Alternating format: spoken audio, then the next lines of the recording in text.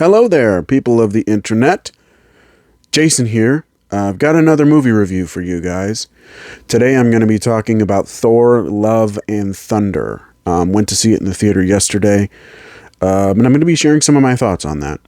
Naturally, spoiler warning is in effect if you haven't seen Thor, Love, and Thunder, and you want to, you don't want to know, any key details. I'll try not to spoil it as much as possible, but occasionally a spoiler might leak out, and it's really hard to determine what's a spoiler these days. So just giving you a heads up.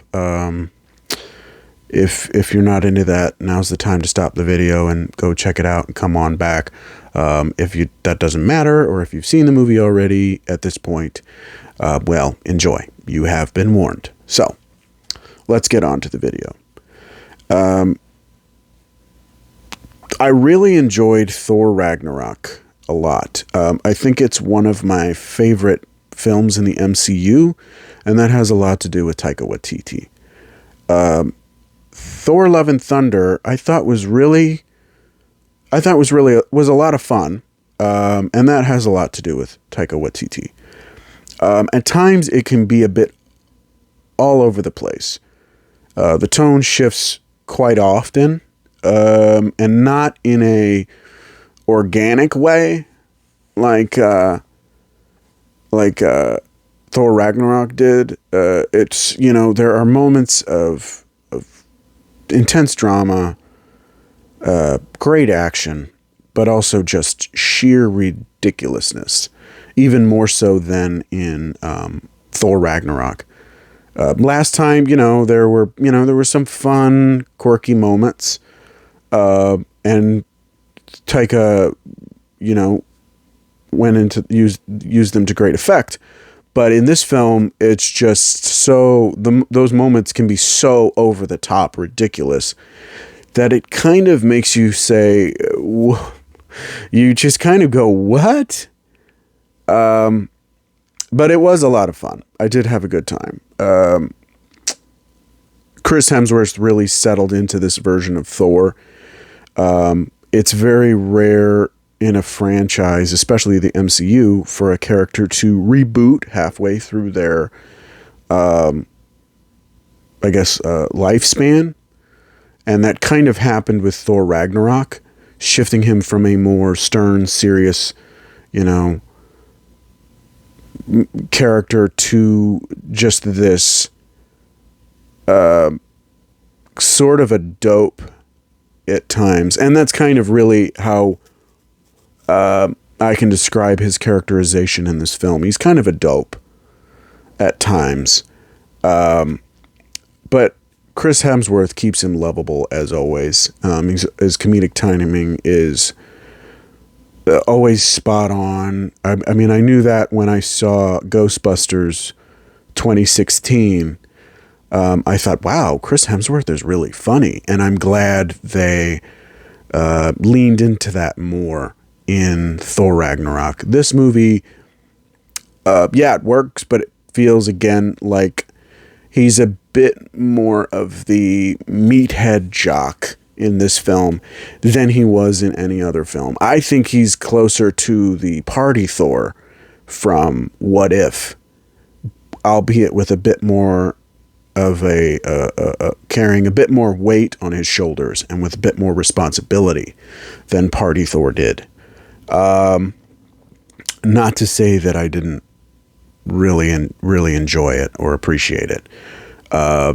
Natalie Portman returning to the franchise as Dr. Jane Foster, this time as the Mighty Thor. I thought that was really cool to play with that dynamic. She's so badass. I mean, I really love it, Natalie Portman. She's always, she always brings that gravity to everything that she does. I feel like she kind of may have phoned it in for the Dark World, because I guess she was kind of done at that point. She did her best with Thor, but I think this movie, you could tell she she had a good time. I think she really liked working with Taika. I hope she did, because that was, you could definitely tell that she had more energy, and really was you could tell she was into it. So that was a lot of fun. One thing I really thought they could have done. I felt like King Valkyrie was very underused. There were times when she, she's doing her king thing, and that's great. But beyond that, besides being, I'm the boss, I'm the king, I'm going to take care of, I'm taking care of business. And then in, fight scenes, she's really, really, in these really intense fight scenes, and she's always always kicking ass. There's really that's it. She just kind of takes a back seat, and I wish they could have done more with that, because Tessa Thompson is such a brilliant actor, and as we knew from the previous film, Thor Ragnarok, that she can definitely do more with this character. But that's kind of the one of the biggest drawbacks for me of this film.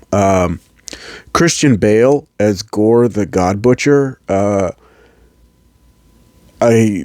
could see why they made that choice. At times he brings all that emotional gravitas that you would expect from Christian Bale, but there are moments where he is genuinely terrifying, and when he's on screen, he definitely steals the show. He's up there with the more sympathetic villains in the MCU, in his backstory.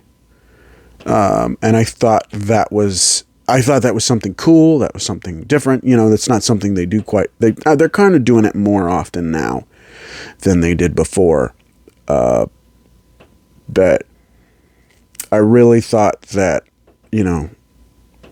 I was really impressed with Gore the God Butcher in this film.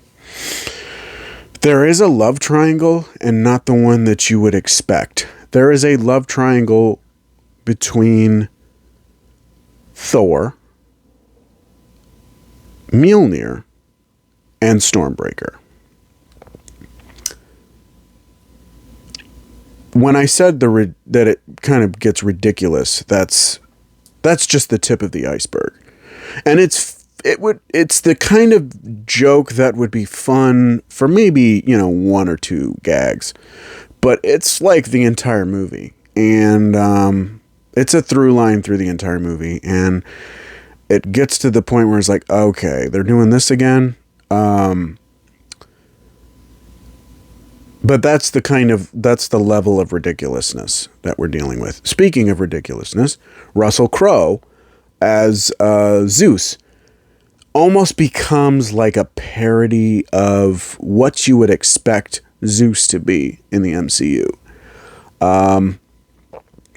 I didn't expect them. I mean, I like Russell Crowe, but I didn't expect his performance to be almost like a caricature. And that was a bit odd for me. You're going to use Russell Crowe, and it's just completely silly.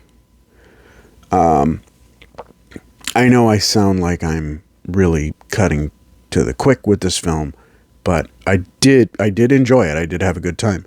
There are a couple of post-credit scenes. One introduces a new character to the MCU that to me was a bit unexpected. I can't wait to see where they take this. And another was one that neatly wraps up the story, I think, of Love and Thunder. And I mean, overall, I thought it was pretty enjoyable. Given all of its flaws, and all of its, triumphs, I'm going to give this movie about a 3.5 out of 5. If I'm being completely honest.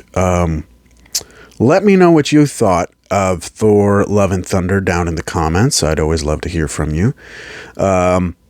Don't forget to like, share, subscribe, and click the notification bell to get updates on all my future videos. That's all for today.